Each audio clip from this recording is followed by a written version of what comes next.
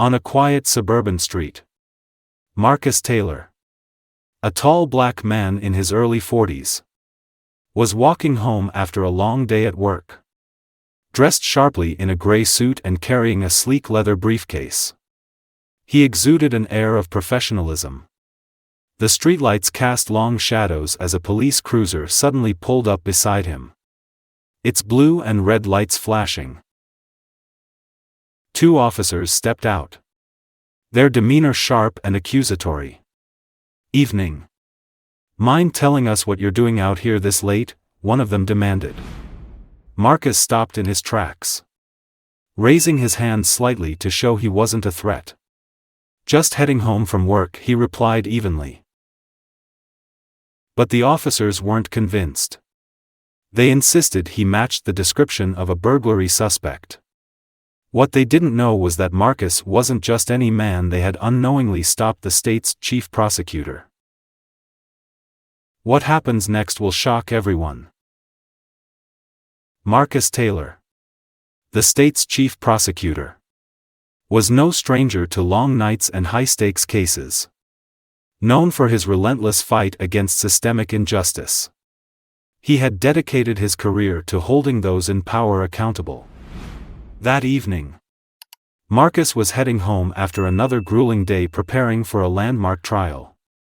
The case was high-profile and contentious, requiring meticulous strategy and unwavering focus. Dressed in a tailored gray suit and carrying a sleek leather briefcase, Marcus walked through the quiet, dimly lit streets of Willow Creek. The glow of streetlights flickered as his footsteps echoed against the pavement. Though the neighborhood was calm, Marcus couldn't shake the feeling of unease that often accompanied him as a black man walking alone at night. As he rounded a corner, the flash of blue and red lights interrupted the stillness.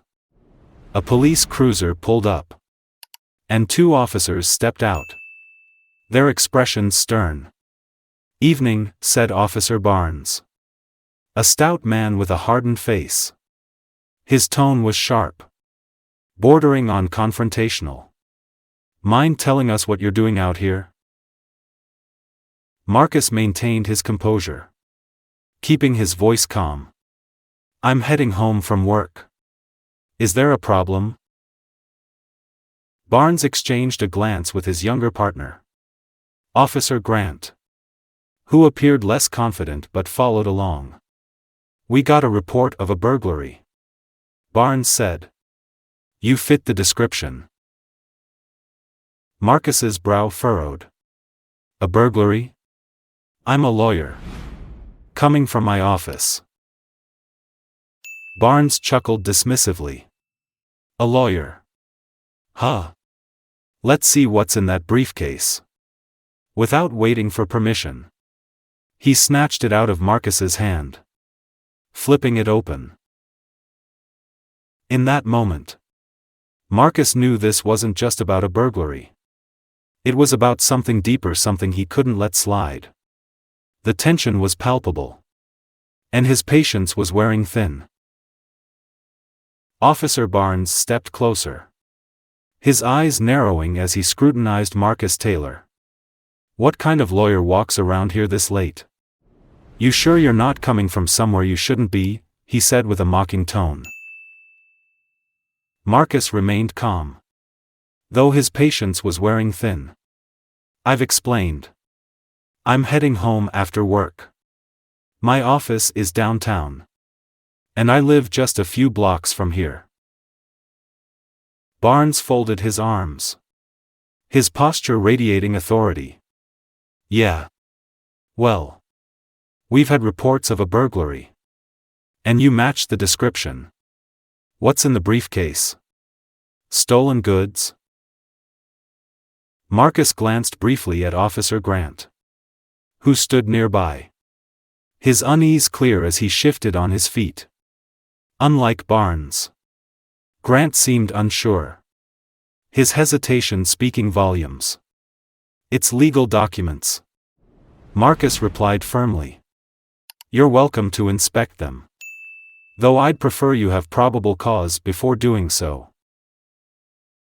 Barnes smirked, ignoring the statement. He grabbed the briefcase and flipped it open without permission. Inside were neatly organized files, bound notebooks, and a tablet. Trying too hard to look legit. Huh? Barnes muttered, rummaging through the contents with deliberate carelessness. This is harassment, Marcus said, his tone firm.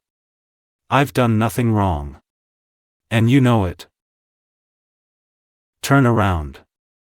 Hands behind your back. Barnes barked suddenly, his hand already reaching for his cuffs. On what grounds? Marcus demanded, his voice rising slightly. You have no evidence. Resisting an officer. For starters. Barnes interrupted, roughly grabbing Marcus's arm. Before he could respond further, his hands were cuffed tightly behind his back. Grant hesitated, clearly conflicted, but ultimately stepped back as Barnes took charge. Dispatch. We're bringing in a suspect. Grant muttered into his radio, avoiding Marcus's piercing gaze. Inside the cruiser, Marcus sat silently, his heart pounding not with fear, but with anger. He stared out the window as the streetlights blurred past, his mind racing.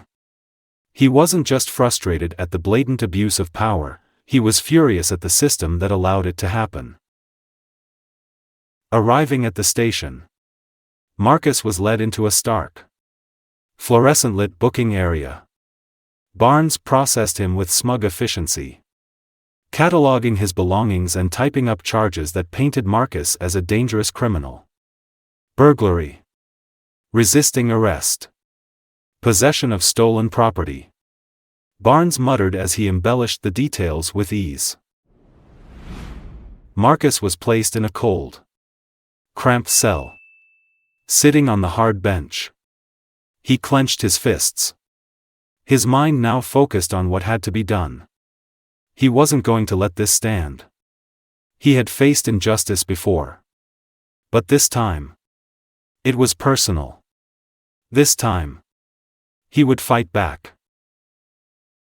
Marcus Taylor sat on the cold, hard bench of his cramped cell, the steel bars casting long shadows under the harsh fluorescent lights. The quiet hum of the station was broken only by the distant buzz of phones and muffled conversations. His breath came steady, but his mind raced. The injustice of the situation weighed heavily on him. In the adjacent room, Officer Barnes smirked as he finalized the paperwork.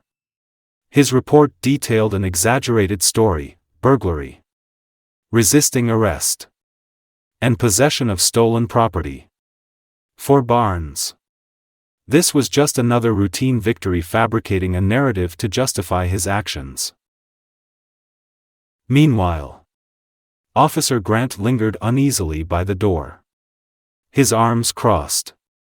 The younger officer's jaw was tight, and he avoided eye contact with Barnes.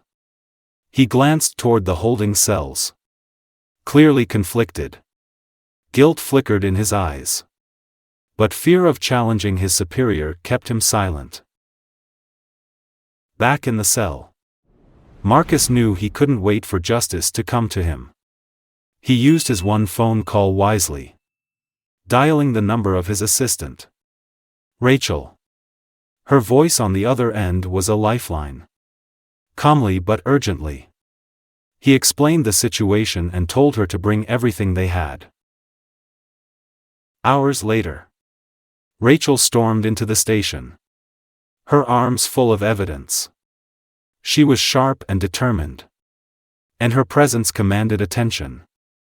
"This is unacceptable," she said, glaring at the officers behind the desk. "Here's proof that Mr. Taylor was nowhere near the alleged burglary. And I'd like to discuss Officer Barnes's blatant misconduct." She handed over a neatly compiled stack of documents, time-stamped video footage from a nearby ATM showing Marcus miles away at the time of the crime, as well as witness statements confirming his location. Barnes's smirk faltered. And for the first time, uncertainty flickered across his face.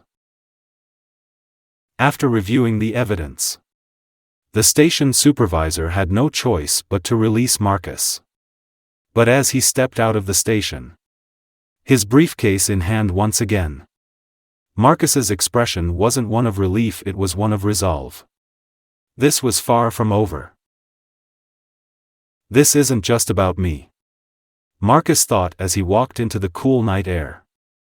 This is about a system that allows this kind of abuse to thrive. He was determined to hold Barnes accountable. Not just for his actions that night, but for the systemic failures he represented. Marcus knew he had the tools, the knowledge, and the position to expose the corruption, and he wouldn't stop until justice was served. The courtroom buzzed with tension as the trial began.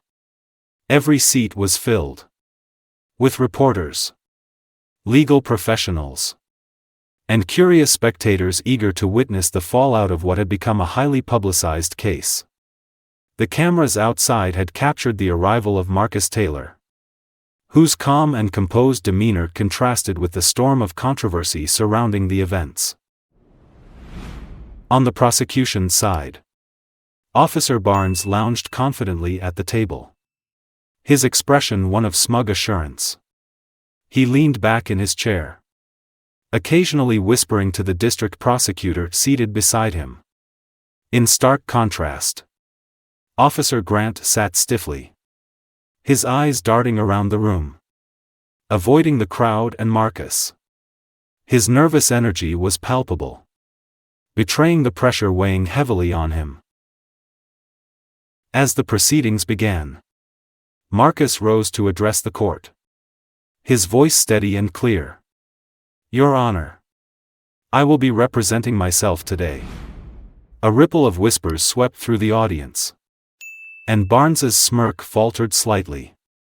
It was an unexpected move, but Marcus exuded the confidence of someone who held all the cards. Over the next hour, Marcus methodically dismantled the prosecution's case. He began by presenting time-stamped video footage from a nearby ATM, showing him miles away from the scene of the alleged burglary at the exact time it occurred. The clarity of the footage left no room for doubt. The prosecution's attempts to question its validity were overruled, and murmurs spread through the courtroom. Then came the bombshell. Marcus played an audio recording captured inside the squad car on the night of his arrest.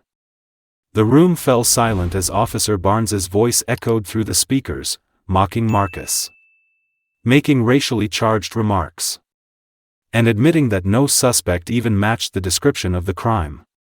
The courtroom buzzed with audible gasps, and the judge had to call for order multiple times. Barnes shifted uncomfortably, his confident facade beginning to crack. The district prosecutor, clearly caught off guard, scrambled to object. But the evidence was irrefutable. Marcus, maintaining his composure, turned his attention to the next crucial step.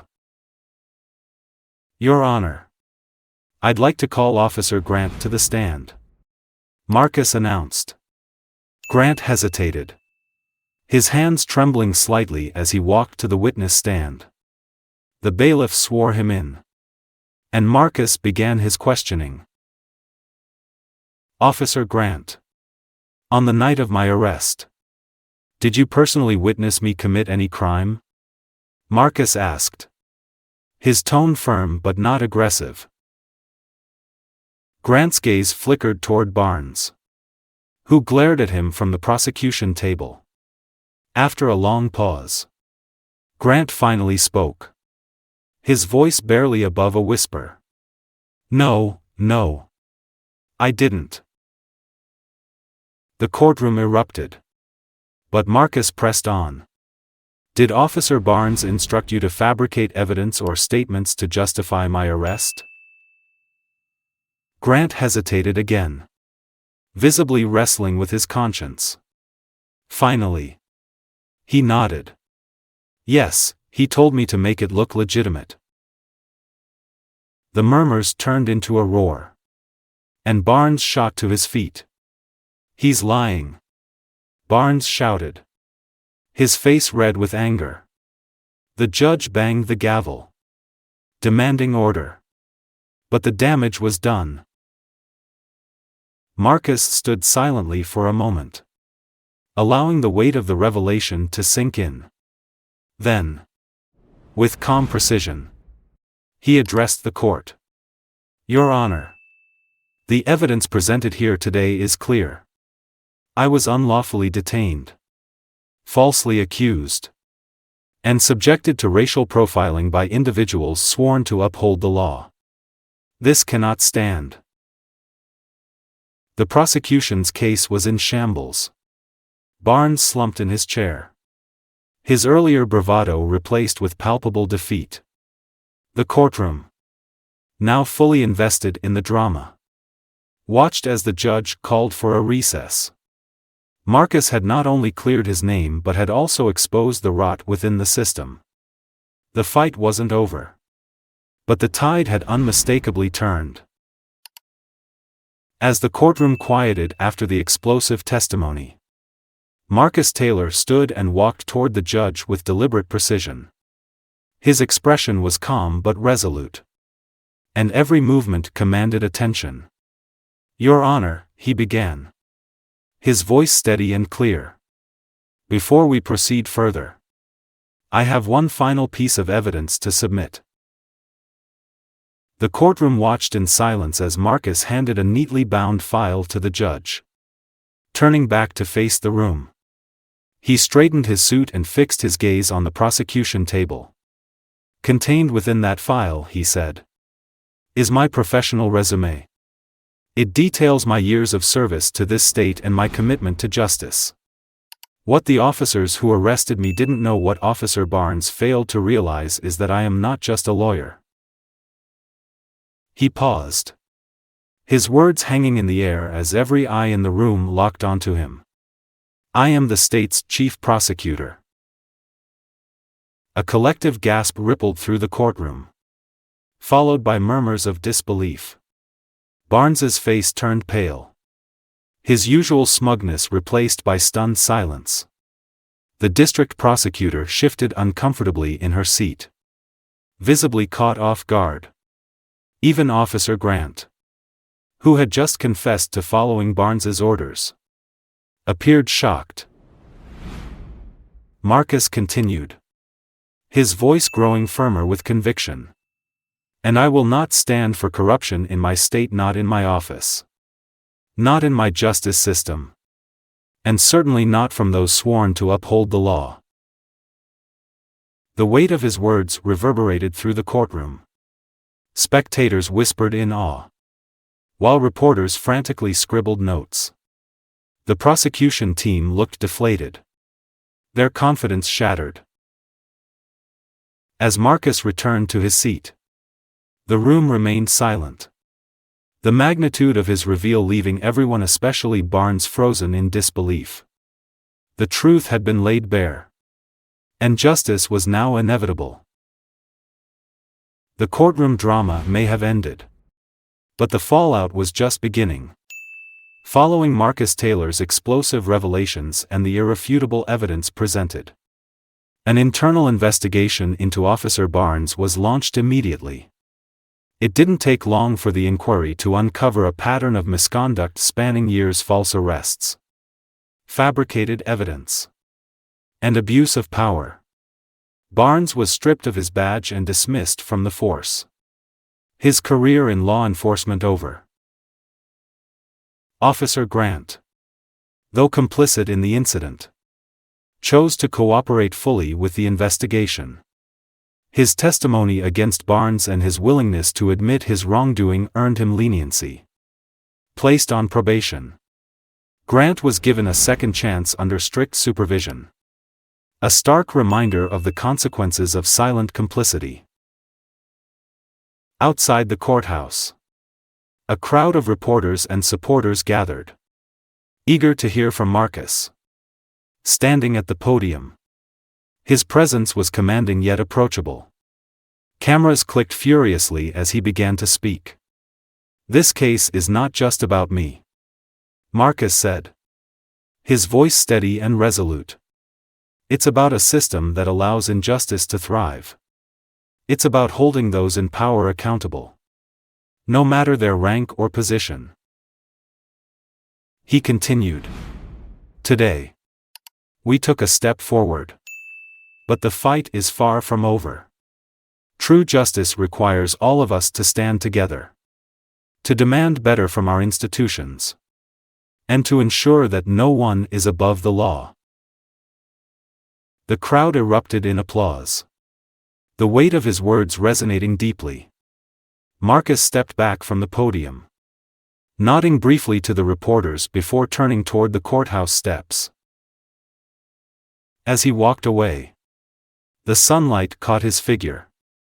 A man vindicated but far from satisfied. His resolve was unshaken. This was more than a victory, it was a beginning.